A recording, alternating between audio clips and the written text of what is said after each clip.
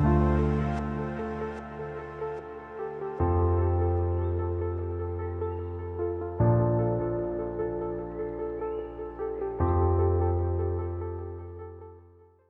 a todos, o meu nome é Maria Clara Alves, sejam bem-vindos à segunda edição do IBS Uni Think Tank África, desta vez em português.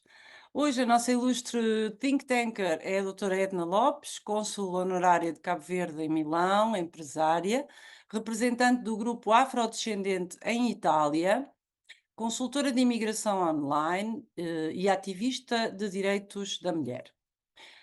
Hoje a nossa problemática é: será a cidadania europeia uma solução possível para evitar a imigração em massa descontrolada, a criminalidade, a ilegalidade e o tráfico de seres humanos? Vou começar com uma introdução de pesquisa sobre o autor e politólogo Bruno Tertrais, a título de mote para este nosso IBS Think Tank África, e vou ler a seguinte citação de uma entrevista levada a cabo por ele com a Radio-Televisão Suíça, publicada em fevereiro de 2020. Ele afirmou o seguinte, e citando o Bruno: as economias adaptar-se-ão ao envelhecimento da população. Na opinião do autor, a economia mundial vai adaptar-se ao envelhecimento da população. Ele diz: as pessoas já não são velhas como eram há 50 anos. Podemos ver, por exemplo, como no Japão e na Coreia do Sul, dois países que estão a envelhecer muito rapidamente, a robotização está a começar a desenvolver-se muito rápido. Portanto, adaptar-nos-emos. Atualmente ainda podemos criar, inventar e fazer muitas coisas aos 60 anos. Coisas que não conseguíamos fazer há 50 anos atrás. Mas há que fazer um ajustamento. As economias vão ajustar-se, a cultura vai ajustar-se, os transportes vão ajustar-se. Mas vai demorar algumas décadas, porque depois a população supostamente vai estabilizar. De um modo geral, as sociedades que envelhecem tendem a ser mais pacíficas. Em África, por exemplo, há países com aquilo a que se chama deselegantemente excedentes de juventude. Estes países têm mais probabilidades de sofrer violência política ou até guerras civis. Pelo contrário, as sociedades envelhecidas tendem estas a ser mais democráticas e pacíficas. A longo prazo, Bruno é bastante otimista e chama-lhe de paz demográfica futura. Por outras palavras, as tendências demográficas apontam para um mundo mais pacífico no final deste século. Bruno afirma ainda que a Terra pode alimentar até 11 mil milhões de pessoas sem qualquer problema. Os recursos não devem ser vistos como uma espécie de contentor a partir do qual nos podemos servir sem contar com os custos até que o contentor esteja vazio, afirma Bruno Tertrais. Não é disso que se trata, a poupança de recursos.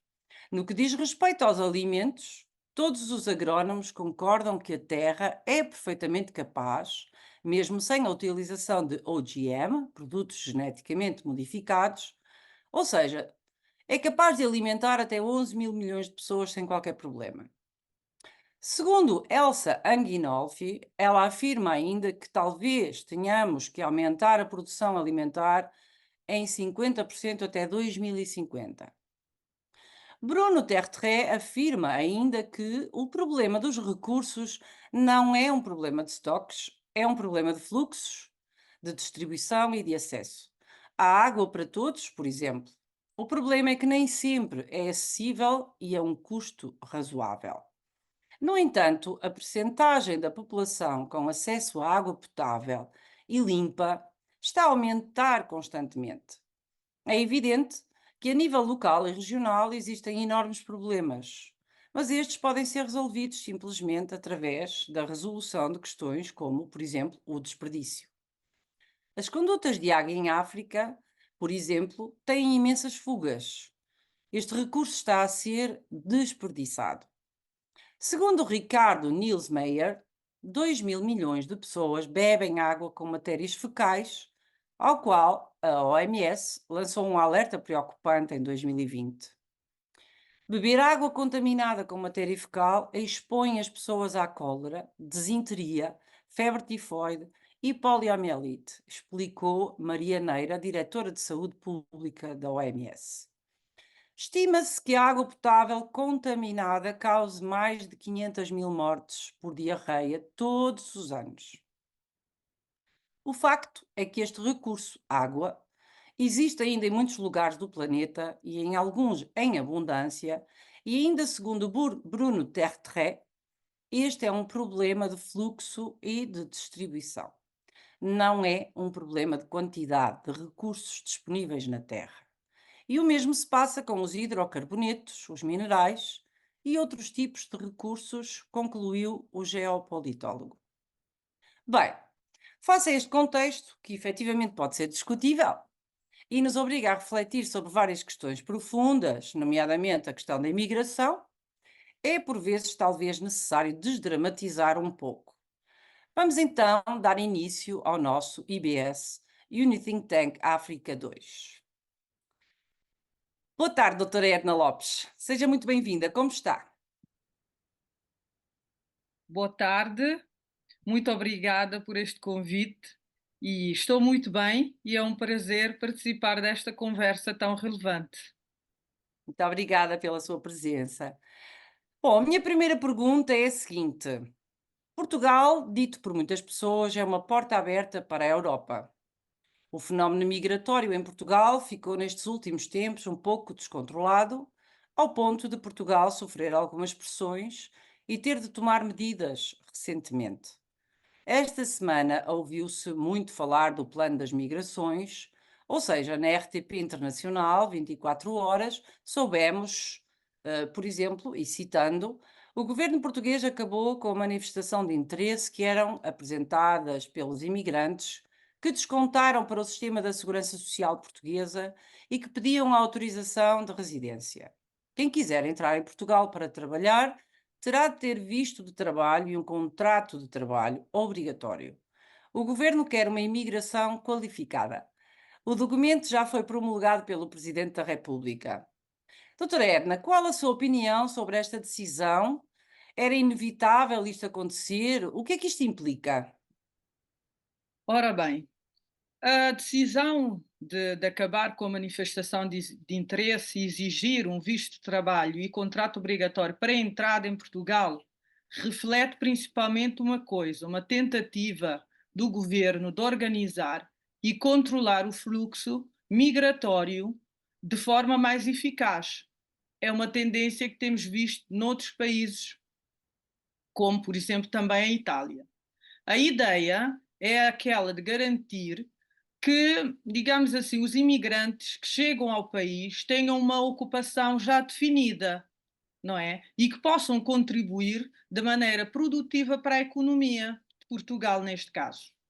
Esta medida, obviamente, visa, e foi essa a intenção declarada, atrair imigração qualificada, o que pode ser e será, obviamente, benéfico para o desenvolvimento económico e social de Portugal. No entanto, essa decisão, na minha opinião, também pode limitar como é que eu posso dizer, a oportunidade de imigração para aqueles que buscam condições melhores de vida, como é, por definição, não é?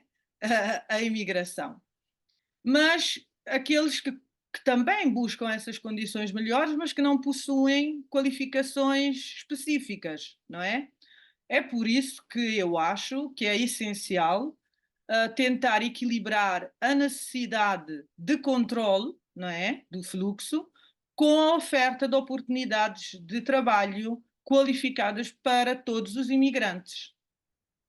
Sem dúvida. Fale-nos então agora um bocadinho da sua experiência em Itália, mais concretamente em Milão, uma vez que Milão, por exemplo, tem uma comunidade asiática de estima-se, entre 25 a 30 mil pessoas, uma espécie de Chinatown, ou conhecido Quartiere Cinese, ou bairro chinês. E já agora, qual será a dimensão da comunidade africana atualmente em Milão, por exemplo? A minha experiência em Milão tem sido bastante enriquecedora, não é? Cheia de acontecimentos. A cidade é um verdadeiro caldeirão de culturas, com uma grande como disse, comunidade asiática que está concentrada nesse quartier, nessa zona, nesse quarteirão, né, chamado Quartiere Cinese. No entanto, a comunidade africana também é significativa e está em crescimento.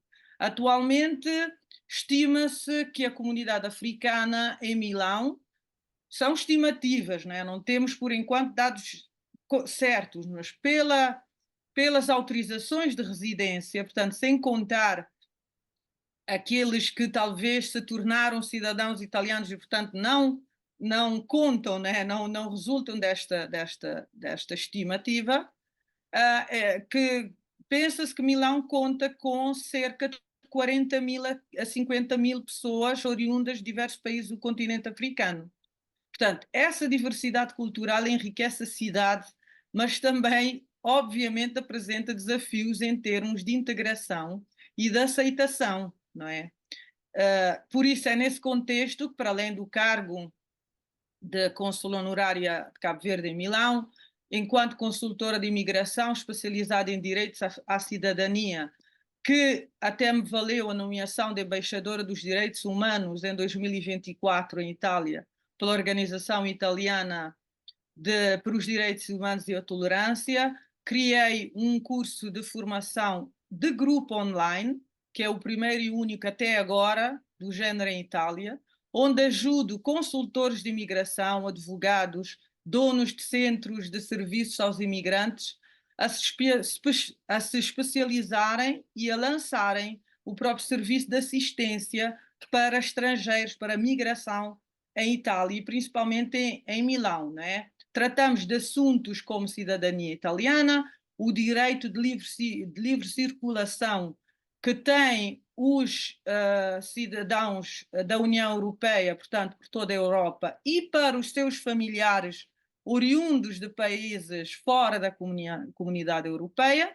Portanto, é uma questão também que facilita a integração, essa possibilidade, não é, de mobilitação e de migração ao interno do espaço da comunidade europeia, e também tratamos de assuntos como autorização de residência no espaço da comunidade. Essa é a minha, digamos assim, tentativa de dar o meu pequeno contributo à integração qualificada dos estrangeiros cá em Itália. Muito bem. Bom, segundo o especialista político Bruno Tertrais, que eu falei há pouco, que escreveu em 2003 o livro A Guerra dos Mundos, estamos a assistir, segundo ele, a um fenómeno que parece caminhar para o que ele chama de choque demográfico, do qual o Ocidente parece ter bastante receio, não é? O facto é que no mundo em geral, e sobretudo na Europa em particular, a população mundial está a envelhecer, a tornar-se mais urbanizada e a deslocar-se em grandes fluxos migratórios. Esta situação não está a ter, ou melhor, está a ter um grande impacto nos equilíbrios estratégicos e políticos, nomeadamente na Europa, como salienta este senhor. Estas grandes mudanças demográficas podem alterar a hierarquia das grandes potências. É este o tema de estudo de Bruno Tertrais no seu livro também Le Choc Démographique, publicado por Odile Jacob em fevereiro de 2020. No caso da doutora Edna, também considera, como Bruno Tertrais, que a imigração é necessária, é inevitável, sabendo que as zonas urbanas é onde se assiste normalmente a esta aglomeração de imigrantes. Como acha que podemos resolver isto? Eu concordo sim, e muito com Bruno Tertré. Acho também que a imigração é com certeza um fenómeno inevitável e necessário, sempre aconteceu, não é? E especialmente em face do envelhecimento populacional, né, das sociedades orientais, ocidentais, aliás, peço desculpa, e orientais também, não é? Na introdução falamos disso. A migração pode sim ajudar a equilibrar, antes de mais, a força de trabalho e também a apoiar a sustentabilidade económica, porque se o imigrante trabalha, desconta, não é? Gasta o próprio dinheiro no país onde vive, investe também no próprio país, é óbvio que apoia e contribui para esta sustentabilidade. No entanto, para resolver os desafios associados à aglomeração de imigrantes nas zonas urbanas, que é o que estamos a ver neste momento em muitas cidades italianas, como Nápoles ou como Milão, é fundamental implementar políticas de integração eficazes que promovam a inclusão social, primeiro. Segundo, o acesso a serviços públicos e a oportunidades de emprego. E nisso, a cooperação internacional também torna-se crucial para gerir estes fluxos migratórios de maneira ordenada, não só, mas também de maneira humana. E nisso, as representações diplomáticas podem ter um papel relevante em pôr a andar, a encontrar oportunidades de cooperação entre os dois países, né? O país de envio do representante e o país da acolhedor, para criar esta conversa e para abrir mesas onde possam nascer estas interações entre países europeus e, neste caso, entre países africanos. Certo. Bom, ainda citando Bruno Tertrais, ele fala também do crescimento demográfico, da transição demográfica, ou seja, o movimento que estabiliza a população, é aquilo que ele chama de transição demográfica, após um declínio da mortalidade e depois da natalidade. E ele diz que ainda não está concluído, por exemplo, no continente africano. É o único continente do mundo onde isto não acontece. É por isso que talvez uma grande parte do crescimento da população mundial nas próximas décadas e até final do século, será bastante determinante e determinada por África. Esta afirmação, como eu disse, é de Bruno Tertrais, ao que ele chama a última fronteira demográfica, a África. E diz ainda que os outros continentes começaram a envelhecer muito rapidamente. Se partirmos então desta visão, que não está de toda errada, não é? Será a África a determinar se seremos 9, 10, 11 ou 12 mil milhões no futuro? Acho que sim.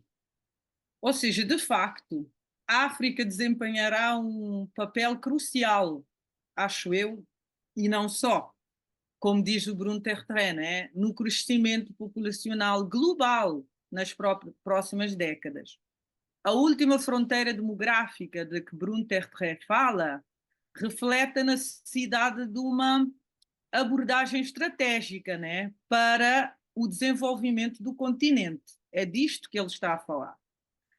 Isso inclui o quê? Inclui que os países africanos investam, façam investir, e não só os países africanos, eu acho que os países europeus também, os países que estão a envelhecer e que terão necessidade dos africanos, deveriam também contribuir com investimentos em educação, em saúde, em infraestruturas e em oportunidades económicas em África para garantir que este crescimento populacional seja sustentável, não é?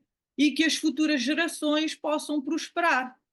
Porque senão nós ficamos aqui somente a olhar para aquilo que está a acontecer, não é? Sem pensar que o sucesso da África em gerir o seu crescimento demográfico determinará significativamente o futuro demográfico global. Não é que a África está ali, está isolada, é só a África. A África faz parte deste mundo, deste globo, né? E quanto antes nos dermos conta e assumirmos isso, e a África assumir isso, com estes investimentos de que falei, acho que melhor será o futuro de todos. Claro, concordo, sim, plenamente. Bom, voltando à nossa problemática de início, será então a cidadania europeia uma solução possível para evitar a imigração em massa descontrolada, a criminalidade, a ilegalidade e o tráfico de seres humanos? Em que medida e como?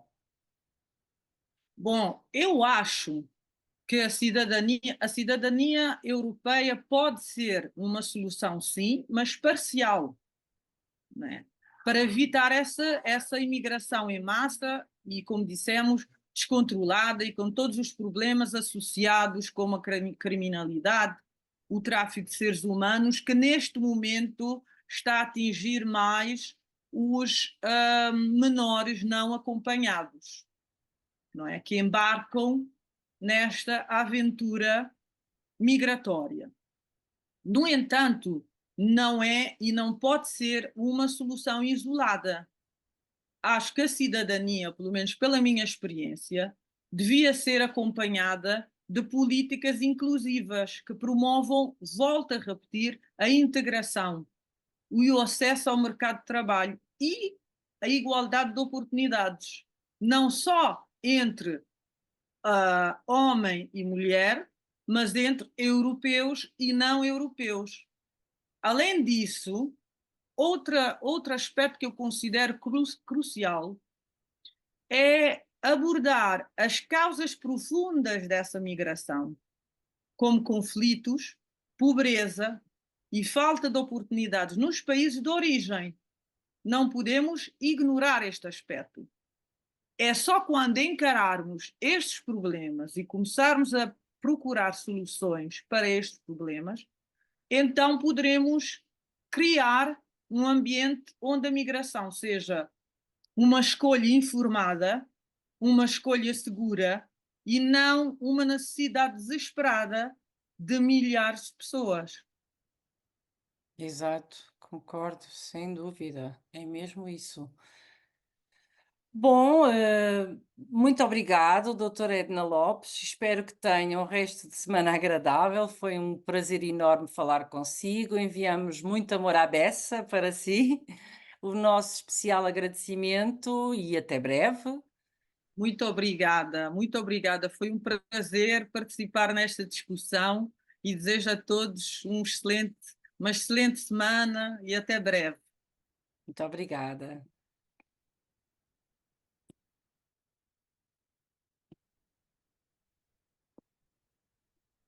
Bom, da nossa parte, um grande agradecimento. Tenha um ótimo dia. Esperamos vê-lo nas próximas warm-up or hot shot session com o meu grande amigo e excelente professor analista político Gilles Emmanuel Jacquet e depois com o fantástico fotógrafo e ativista social santomense, atualmente residente na Austrália, Herberto Smith, ainda este mês de junho, antes de irmos de férias.